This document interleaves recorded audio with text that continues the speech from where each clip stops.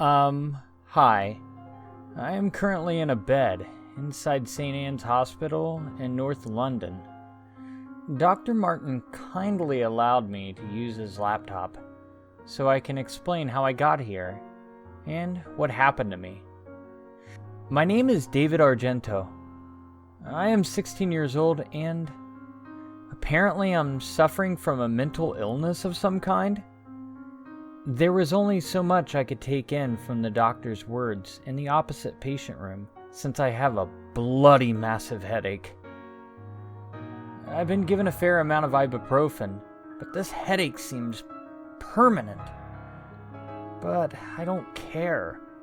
I absolutely must get this written down at all costs. Anyway, you might be wondering how I got here. Here is my story. About 4 nights ago, I went upstairs to the loft and took my old school books to the burning pile. I just finished my GCSEs, and, like all my friends, hated every single subject I did. Math, history, English, especially English. You name it, I really hated it. So, I found the book exactly where I left it a few months back, or dumped more like, in a corner that was so old there was enough dust to make a candy floss, or candy cotton. I scorned the moment I looked at them again, except I knew this would be the last time I'd have to look at them. So I collected them all underneath one arm. Disgusting. I considered changing clothes shortly afterwards, but then something caught my eye. Not really sure how I noticed it, but I remember being so intrigued by it that I dropped the books on the loft floor and picked it up. It was a red CD-ROM case, about the size of an average book. There were no words of any kind, even when I turned it over on the other side. I was kind of excited. It looked like a computer game that the previous house owner had left behind. Since I absolutely loved computers at the time, I was interested in giving it a go on my Dell. But when I opened the case, the disc inside lacked any kind of artistic illustrations. Instead, just a bland white color with some text written on it in black marker. The words were Chatroom 98.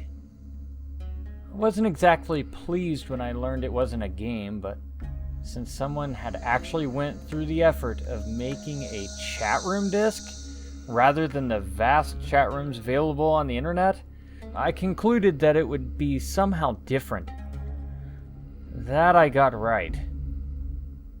Having kicked the worthless books down the attic ladder, I inserted the disc inside my old laptop. After a brief moment, a red box with no text in it appeared. I wasn't sure what to make of it at first, but it seemed to linger there for half a minute. Then the screen went black for a brief moment and flashed. The words, "Welcome to Chatroom 98" appeared at the top center of the screen. Chatroom 98? What was the significance of that number? Then, what appeared to be a white text box opened up in the center. I don't know what to type, so I randomly put, "Hello?" I didn't expect any kind of response, but then I got one.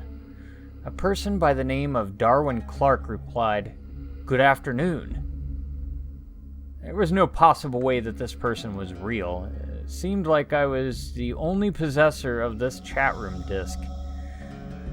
Then I realized it was one of those chatbots, a software designed to simulate the intelligent conversation with whoever it talks to. ICT was the only thing I was good at. I still thought it was strange, though. I'd only lived in my current house for 6 years, but I had never encountered that red box in my entire life. I suppose the house's previous owner must have owned it. But it's not like they owned a computer, unless you count the smashed to pieces one that we threw away to the dump when we first arrived. Anyway, I tried to start a conversation to see what extent the AI had been programmed. "Lovely weather we're having," I wrote. No sooner than 3 seconds, Mr. Clark replied, "No, it seems rather miserable today." I was taken aback. The weather was more or less exactly how he put it. I didn't know either until I looked out the window and saw it was about to rain. It seemed the books had one more day to live, but I wasn't too surprised. The chatbot was probably programmed to say that, and since this is England I live in, it could have been more than likely. I then typed in, "So, what are your favorite movies?" Again, I got a response. "I don't watch movies. I prefer the theater." The theater? Was I talking to an old man? I replied, "How old are you?" I didn't care if this bot got offended. It would have to give me an answer eventually. The answer was, "I'll tell you about myself. I was born in 1867 and grew up with 2 sisters, whom I hated." Okay, right. Whoever programmed this was clearly having a laugh. I typed back, laughing hysterically as I wrote. "Well, I was born in 2098 with 2 identical twin brothers who were also aliens from the planet Boogaloo." I wondered what the senile old man would say next. I knew it was a chatbot, but I kept thinking it was a real person for some unexplainable reason. He said, "Really? How droll. Nice to meet you. Have your brothers abducted anyone yet?" I cracked up again. Whoever made this must have done an impressive job. I typed in, "Yes, they're actually alien pedophiles who prey on human children. You better watch out. They also have a fetish for CD-ROMs." The next reply was plain unsettling. Clark replied, "Well, although I may appear to be a CD-ROM, I was actually a human myself, once, until I faced judgment for my transgressions." I didn't know what the he was saying, but the poignant detail of his description startled me for a second. It felt real, like too real. And then to my surprise, he typed another message. "You don't understand. Let me make myself plain. My sisters, whom I hated, met with a tragic accident." I was starting to feel cold. This was not just a chatbot. This must have been a psycho chatbot or something. Or it was a big joke. I typed in to see his reaction. "Do you know what else my brothers have done lately?" And then I was met with the biggest surprise of all. Darwin Clark responded again, only this time I could see his message being typed, like a ticker tape typewriter. "You are an only child, David." What the actual I was seriously getting creeped out now, so I typed in, "What the are you?" And the response simply couldn't have been made by an AI. It seemed too much like a human was actually talking to me. "Let me tell you a story. Do you know what happened to your house's previous owners?" I sat there like an idiot, staring at the computer, awaiting a response. "The same thing that happened to my 2 sisters. Remember, I despised both of them." That was it. I moved the cursor to the top right corner to click the cross button, and in this nightmare, I was relieved. I had only been talking to it for 5 minutes, but it seemed like 2 hours. But when I tried to shut down the PC, the unthinkable happened. The computer became unresponsive. It went all glitched and effed up. Worse still, the chat room opened by itself. I got another message, and this time I was sure to be hallucinating by now. You have not heard everything yet. I scrambled at the keyboard. I was losing my mind. Are you f***ing with my computer? Stop! This is seriously not funny. Finally, I think this is where it happened. Darwin Clark typed in again, this time in a much slower ticker tape typewriter fashion than the last time. I could hear nothing more than my own heartbeat. It intensified more and more with each passing letter. My face was practically melting with sweat. As I focused more and more on the letters as they were being typed, the horrified expression on my face would have become so visible, I think I remember seeing it in the reflection of my laptop. The final message that he gave me, which lost me my sanity and ruined my health, was, "Look behind you." I remember feeling as if everything around me was slowing down. I really was worried. Part of me knew that there would be something behind, and a smaller part tried to assure me that there was nothing there. I shut my eyes and clenched my teeth violently together.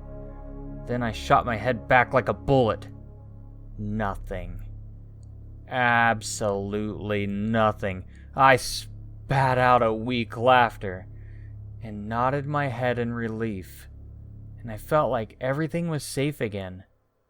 Until I looked back to my computer monitor. I must have seen it the moment I swiveled my chair, but it caught me anyway. There was a face.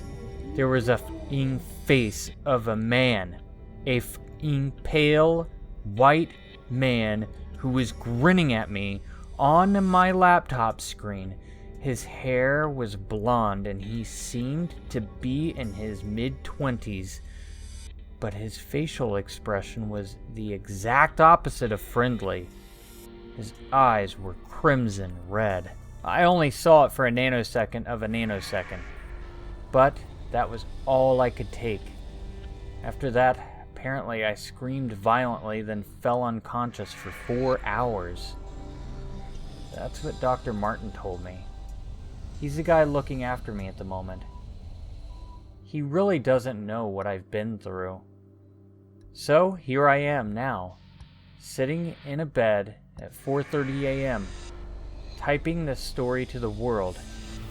Even as I type, I still worry the face will appear once again and scare the out of me.